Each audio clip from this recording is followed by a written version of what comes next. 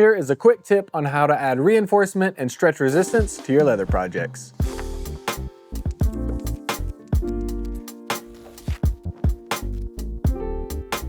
This is called Insignia adhesive backed fabric, and it's an easy and affordable solution to reinforce your projects. I've got a few samples here that are 3/4 inches wide and 10 inches long, and one sample has no reinforcement and the other one does. So let's put them to the test, see how they compare. I'm using my body weight and my huge ripped biceps here. Get as much stretch as I can. Set that aside for now. This one has the backing on it.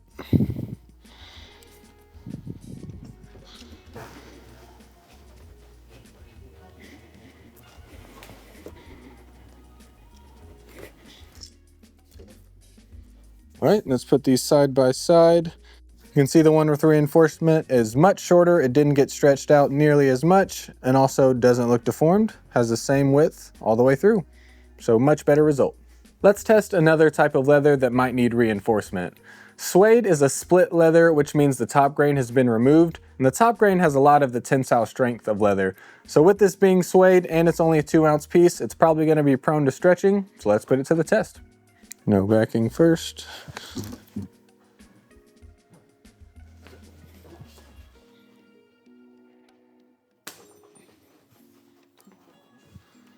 was actually able to break it.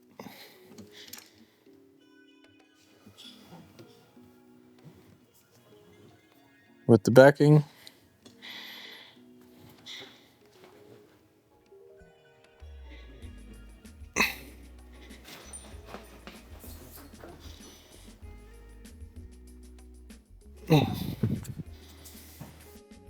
One more.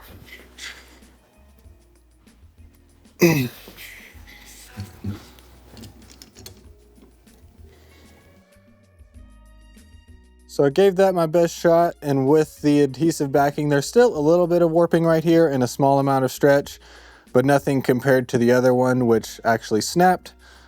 This one held up significantly better. But what about other materials? I also wanted to try this on some cotton canvas to see if it has the same strong adhesion as it does to leather.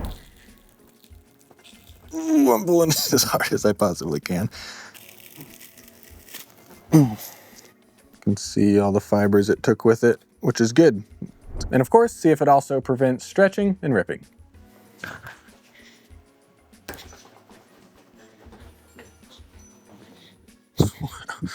That is the cleanest rip I've ever seen in my life.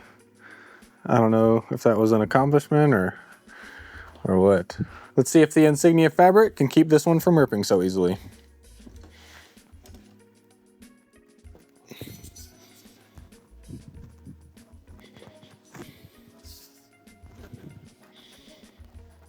All right, so it saved me from ripping it this time, and there is some deformation because I had such a tight grip over here on it, but the part that I wasn't gripping still looks just like it did when we started.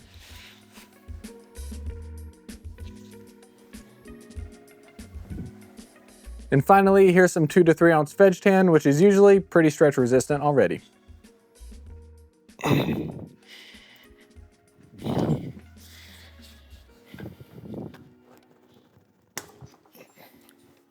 So on my third pull, I was able to rip it, but it was right at where I was putting pressure on it. It wasn't in the middle, so that's probably just due to the clamp, if I had to guess there. But we do see a little bit of deforming, but not terrible, considering the amount of weight I had on it. Now, see the one with the backing.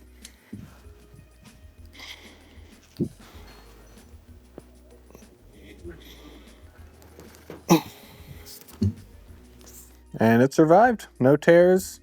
Very little warping, pretty good result. And with both of these samples, I couldn't stretch either of them just by hand, but adding the adhesive backing is a great bit of extra insurance for applications that are going to be under a lot of stress. For example, I'm about to redo these chairs, and since they'll need to hold someone's full body weight for a long period of time, I'll definitely want to do everything I can to add a little bit of extra strength. So stay tuned for that upcoming DIY video.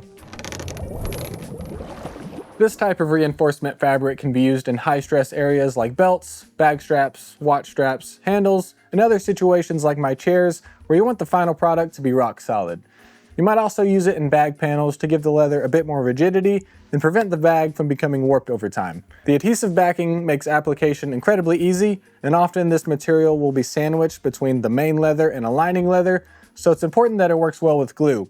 And luckily, this works well with both PVA white glues and contact cements.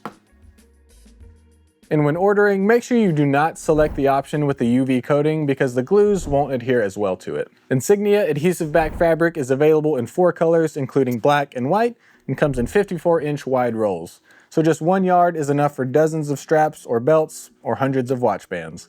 I'll have it linked in the description below. Thanks for watching. Feel free to ask me any questions in the comments, and I'll see you in the next video.